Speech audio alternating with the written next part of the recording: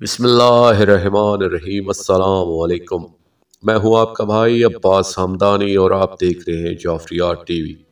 آج کا ہمارا موضوع گفتگو ہے مومن بھائی کی مدد کرنا۔ دوستو، مسند ولایت کے چھٹے تاجدار علیہ الصلوۃ والسلام فرماتے ہیں کہ اگر کوئی مومن کسی دوسرے مومن کے پاس حاجت مند بن کر حاجت روائی کے لیے جاتا ہے اور وہ دوسرا مومن صاحب استطاعت ہونے کے باوجود یعنی اس کی حاجت روائی کر سکتا تھا، اگر وہ نہیں کرتا تو وہ ذات اس کی قبر میں ایک اژدہا مسلط کرے گی جو اسے ڈستا اور کاٹتا رہے گا۔ کسی شخص نے چھٹے لال ولایت علیہ الصلوۃ والسلام کی بارگاہ میں عرض کیا، مومن رحمت ہوتا ہے؟ فرمایا، ہاں، اگر کوئی اپنے بھائی کے پاس کوئی حاجت لے کر آیا ہے تو گویا وہ رحمت ہے، کیونکہ اس ذات نے اسے سبب بنایا ہے اور اس کے دروازے پہ لے آیا ہے۔ اب اگر اس نے حاجت پوری کر دی تو گویا اس نے رحمت کو قبول کیا ہے، اور اگر اسے رد کر دیا تو اس نے رحمت کو رد کر دی ہے، اور وہی رحمت اس کے حصے میں درج کر دی جائے گی جسے خالی لوٹایا گیا ہوگا۔ اور اگر وہ استطاعت نہ ہونے کے باوجود سے خود اس کی حاجت روائی تو نہ کر سکتا تھا اور اس کے ساتھ چل پڑتا ہے لیکن تاکہ کچھ تگ و دو کر سکے،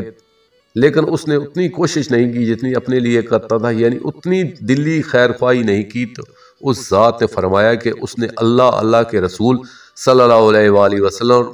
اور مومنین کے ساتھ خیانت کی ہے۔ بانی مقصد سرکار دامِ اللہ تعالیٰ نے اپنی جماعت کی طرف دیکھتے ہوئے فرمایا کہ یہی مسئلہ ہمارے ساتھ ہے۔ ہم نے کہاں تک مقصد کو اپنایا ہے؟ ہر کوئی اپنے اندر جھانک کر دیکھ لے کہ ہم مقصد پاک کے حق میں کہاں تک مخلص ہیں۔ فرمایا، ہمارا کوئی مومن ہے اور کوئی مومن بھائی اس کے پاس حاجت روائی کے لیے آ جاتا ہے اور وہ اس کی باوجود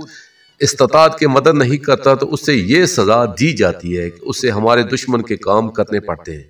تاکہ اس کی پاداش میں اسے سزا دی جا سکے۔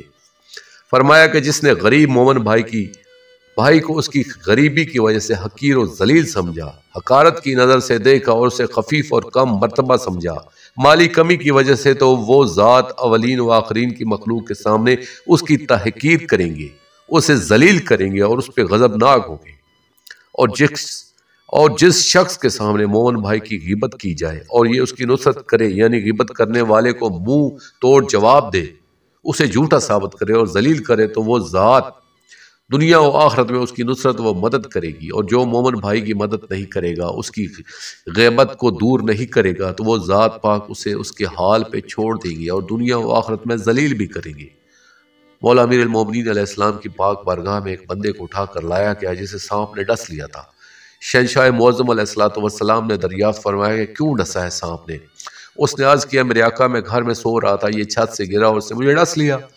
وجہ تو معلوم نہیں ہے۔ شہنشاہ معظم علیہ الصلوۃ والسلام نے فرمایا، یاد کرو، تم فلاں محفل میں بیٹھے تھے اور وہاں جناب سلمان علیہ السلام کی غیبت ہو رہی تھی